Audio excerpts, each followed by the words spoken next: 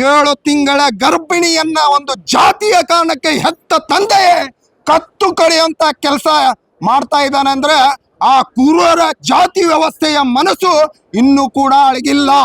ಇಂದು ನಾವೊಂದು ಅನ್ನೋ ಕೊಲೆಗಡಕರೆ ಬರ್ರೆ ಹಿಂದೂನ್ನ ಕೊಲೆ ಮಾಡುವಂತ ಹೀನ ಕೃತ್ಯ ಘಟನೆ ಘಟಿಸಿದೆ. ನಾವೆಲ್ಲ ಒಂದು ಅಂತ ಹೇಳ್ತೀವಲ್ಲ, ಬಂದು ತೋರಿಸ್ರಿ ನಿಮ್ಮ ಒಕ್ಕೂಟವನ್ನ. ಇದು ವೈದ್ಯಕೀಯ ಚಿಕಿತ್ಸೆ ಕೂಡ ಸರ್ಕಾರನ ಭರಿಸ್ಬೇಕಂತೇಳಿ ಈ ಮೂಲಕ ನಾನು ಒತ್ತಾಯ ಮಾಡ್ತೇನೆ. 7 ತಿಂಗಳ ಗರ್ಭಿಣಿಯನ್ನ ಒಂದು ಜಾತಿಯ ಕಾರಣಕ್ಕೆ ಹೆತ್ತ ತಂದೆಯೇ ಕತ್ತು ಕಡಿಯುವಂತ ಕೆಲಸ ಮಾಡ್ತಾ ಇದ್ದಾನೆ ಅಂದ್ರೆ ಆ ಕುರುವರ ಜಾತಿ ವ್ಯವಸ್ಥೆಯ ಮನಸ್ಸು ಇನ್ನೂ ಕೂಡ ಅಳಗಿಲ್ಲ. ಜಾತಿ ವ್ಯವಸ್ಥೆ ಇಲ್ಲ ಅಂತ ಹೇಳೋರು, ಜಾತಿ ಇಲ್ಲ ಅಂತ ಹೇಳೋರು, ಅಸ್ಪೃಶ್ಯತೆ ಇಲ್ಲ ಅಂತ ಹೇಳೋರು, ಪ್ರಜಾಪ್ರಭುತ್ವದ ಬಗ್ಗೆ ಮಾತನಾಡೋರು, ಸಂವಿಧಾನದ ಬಗ್ಗೆ ಮಾತನಾಡೋರು, ಸಮಾನತೆಯ ಬಗ್ಗೆ ಮಾತನಾಡುವಂತ ಪ್ರಜ್ಞಾವಂತ ಧೀಮಂತ ನಾಯಕರೇ, ನಿಮಗೆ ಏನಾದ್ರೂ ಪರಿಜ್ಞಾನ ಇದ್ರೆ, ಕಣ್ಣಿದ್ರೆ, ಕಿವಿ ಇದ್ರೆ ಬನ್ನಿ. ಹುಬ್ಬಳ್ಳಿ ತಾಲೂಕು ಇನಾಮೀರಾಪುರದಲ್ಲಿ ನಡೆದಿರುವಂತ ಘಟನೆಯನ್ನ ನೋಡಿ. ಇವತ್ತು ಇಡೀ ಕುಟುಂಬವೇ 6 ಜನ ಇವತ್ತಿಗೂ ಕೂಡ ಹುಬ್ಬಳ್ಳಿ ವಿವೇಕಾನಂದ ಹಾಸ್ಪಿಟಲ್ನಲ್ಲಿ ಅಡ್ಮಿಟ್ ಇದ್ದಾರೆ. ನಿರಂತರವಾಗಿ ಘಟನೆ ಘಟಿಸಿದ ನಂತರ ಪೊಲೀಸ್ ಇಲಾಖೆ ನಮ್ಮ ದಲಿತ ಸಂಘಟನೆಯ ಜೊತೆ ಇದೆ. ಈವರೆಗೂ ನಮ್ಮ ಒತ್ತಾಯದ ಮೇರೆಗೆ 6 ಮಂದಿಯನ್ನ ಅವರು ಬಂಧನಗೊಳಿಸಿದ್ದಾರೆ. ಇನ್ನು 14 ಮಂದಿ ಆರೋಪಿಗಳಿದ್ದಾರೆ. ಆ ಆರೋಪಿಯನ್ನು ಬಂಧನ ಮಾಡ್ಬೇಕು. ಸತ್ತಿದ್ದಾರೆ ಜಿಲ್ಲಾಡಳಿತ ದಲಿತ ಸಮುದಾಯಕ್ಕೆ 2 ದಿವಸ ನಡೆದ ಘಟನೆಗೆ ಇನ್ನೂವರೆಗೂ ಒಂದು ಅವರಿಗೆ ಸಾಂತ್ವನ ಹೇಳುವಂಥದ್ದು, ಆತ್ಮಸ್ಥೈರ್ಯವನ್ನ ತುಂಬುವಂತ ಧೈರ್ಯವನ್ನ ತುಂಬುವಂತ ನೈತಿಕತೆ ಇಲ್ಲಲ್ರಿ ಜಿಲ್ಲಾಡಳಿತಕ್ಕೆ. ಸದ್ಯದ ನಮ್ಮ ಪಾಲಿಗೆ, ದಲಿತರ ಪಾಲಿಗೆ ಜಿಲ್ಲಾಡಳಿತ ಎಲ್ಲಿ ಹೋಗಿದೆ ನಿಮ್ಮದ ದಲಿತರ ಸಂರಕ್ಷಣೆ? ಎಲ್ಲಿ ಹೋಗಿದೆ ನಿಮ್ಮ ಸಂವಿಧಾನ? ಎಲ್ಲಿ ಹೋಗಿದೆ ನಿಮ್ಮ ಆಡಳಿತ? ಯಾರೊಬ್ರು ಕೂಡ ಸಾಂತ್ವನ ಹೇಳುವಂತ ಮನಸ್ಥಿತಿ ಇಲ್ಲಲ್ರಿ.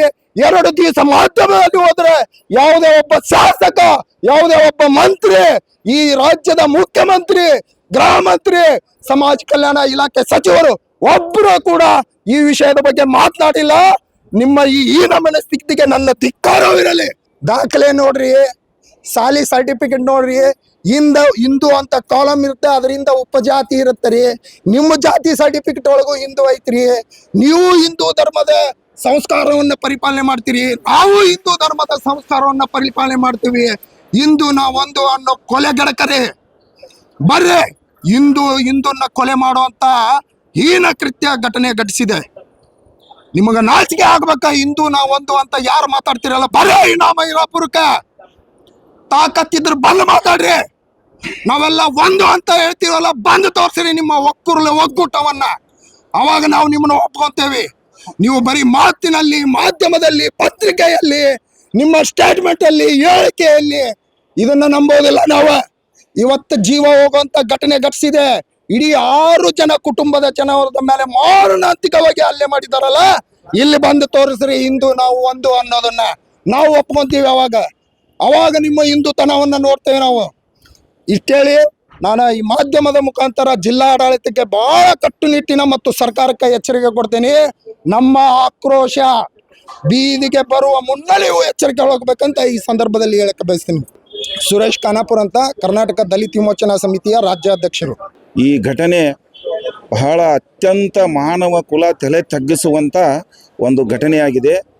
ಇದು ನಡೆದಂಥ 1 ವರ್ಷದಿಂದ ಅವರು ಸಂವಿಧಾನಬದ್ಧವಾಗಿ ಸಬ್ ರಿಜಿಸ್ಟರ್ನಲ್ಲಿ ನೋಂದಾಗಿ ಮದುವೆ ಆದರು.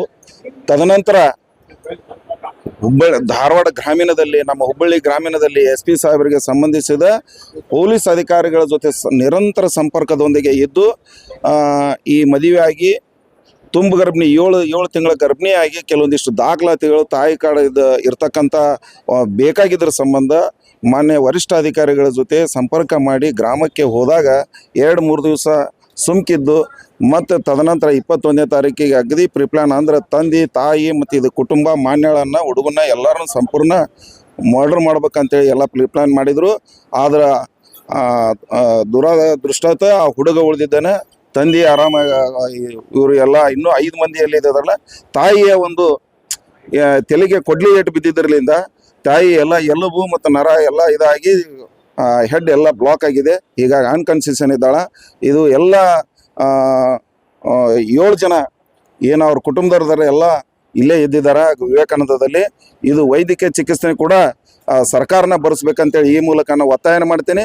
ಮತ್ತು ಏನು ಪೊಲೀಸ್ ಇಲಾಖೆ ವರಿಷ್ಠ ಅಧಿಕಾರಿಗಳು ಮಾಧ್ಯಮದ ಮುಖಾಂತರ ಎಷ್ಟು ಜನ ಬಂಧಿಸ್ತಿದ್ರಿ, ಎಷ್ಟು ಜನ ಬಿಟ್ಟಿದಿರಿ, ಇನ್ನು ಎಷ್ಟು ಜನ ಇದು ಮಾಡ್ಬೇಕಂತ ಮಾಧ್ಯಮದವ್ರನ್ನ ಪ್ರೆಸ್ ಮೀಟ್ ಕರೆದು ತಾವು ಈ ಜನರಿಗೆ ತಿಳಿಸ್ಬೇಕಂತ ಅವ್ರಿಗೆ ಒತ್ತಾಯನ ಮಾಡ್ತೀನಿ.